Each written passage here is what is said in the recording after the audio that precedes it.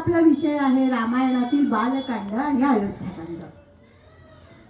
तर श्री एकनाथ महाराजांनी सुद्धा रामायण लिहिलेलं आहे, भावार्थ रामायण, आणि त्यांनी आधार घेतलाय वाल्मिकी रामायणाचा. तर कुठल्याही रामायणामध्ये 7 भाग असतात, त्याला कांड असं म्हणतात. बालकांड आहे, अयोध्याकांड आहे, अरण्यकांड आहे, किष्किंधाकांड, सुंदरकांड.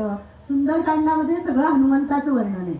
हनुमंतांनी ज्या लीला केल्या त्या सगळ्या सुंदर, अतिशय सुंदर आहेत, म्हणून त्याला सुंदरकांड असं नाव दिलेलं आहे.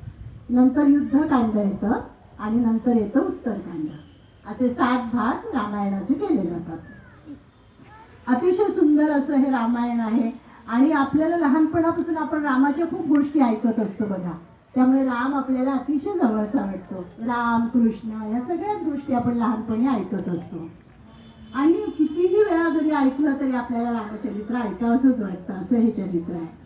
राम कसा होता बरं?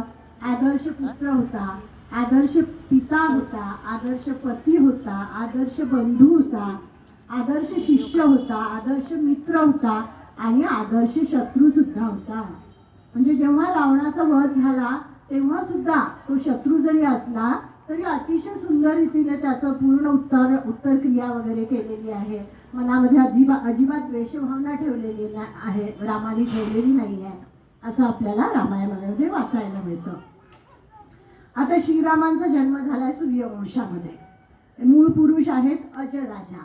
अजराजाचा पुत्र दशरथ. आणि हा दशरथ कसा होता?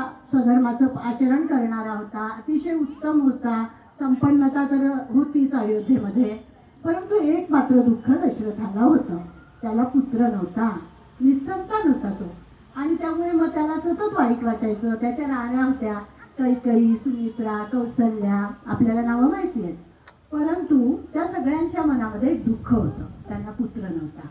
मग हा राजा काय करायचा? शिकारीला जायचा, आपला वेळ घालवण्यासाठी म्हणून शिकारीला जायचा.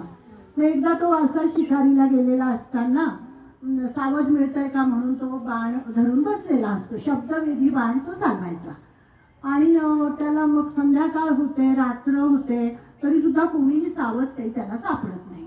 पण तरी सुद्धा तो अगदी बाण लावून बसलेला असतो, निशाणा लावून. आणि थोड्या वेळाने काय होतं, त्याला बुडबुड बुडबुड असा आवाज येतो. त्याला असं वाटतं एखादं जनावर आलं असेल पाणी प्यायला, म्हणून तो आपला शब्दवेधी बाण सांगतो. आणि दुर्दैव असं की त्या ठिकाणी श्रावण कुमार म्हणून असतो. श्रावण बाळाची गोष्ट आपल्याला माहिती आहे. श्रावण बाळ हा आपल्या आई वडिलांना घेऊन काशी यात्रेला चाललेला असतो. अंध असतात त्याचे आई बाबा, आणि त्यांना कावडीमध्ये ठेवून तो त्यांना घेऊन चाललेला असतो. आणि त्यांना रस्त्यामध्ये तहान लागते म्हणून एका ठिकाणी थांबतात पाणी पिण्यासाठी. आणि आपला कमंडलू तो त्या पाण्यामध्ये बुडवतो. पाण्यामध्ये बुडवल्यानंतर त्याचा बुडबुड असा आवाज येतो आणि त्याला असं वाटतं की सावज आलेला आहे. आणि तो बाण लागतो, तो श्रावण कुमाराला लागतो. आणि त्या ठिकाणी अतिशय कळवळून तो राम राम म्हणत तो त्या ठिकाणी गतप्राण होतो. मग त्या आई वडिलांना अतिशय दुःख होतं. हा दशरथ राजाने सुद्धा काही वाईट हेतूने हे केलेलं नसतं, त्याच्याकडनं नकळत झालेलं असतं. मग तो त्याच्या आई वडिलांना पाणी द्यायला म्हणून जातो, पण ते अतिशय त्यांना वाईट वाटलेलं असतं, दुःख झालेलं असतं, एकुलता एक मुलगा गेलेला आहे. मग ते दशरथाला शाप देतात.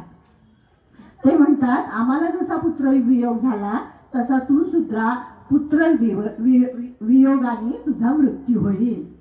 पण गंमत अशी होते की हा शाप आहे, पण तो दशरथ राजासाठी वरदानच ठरतो, कारण त्याला मूल नसतं. त्यामुळे आता पुत्र वियोगाने दुःख होणारे म्हणजे त्याला संतान व्हायला पाहिजे. मग त्याला ठीक आहे, त्याला तेव्हा ऐकतो तो ते सगळं, त्यांची उत्तर क्रिया करतो, त्यांना अग्नी वगैरे देतो आणि मग राजवाडा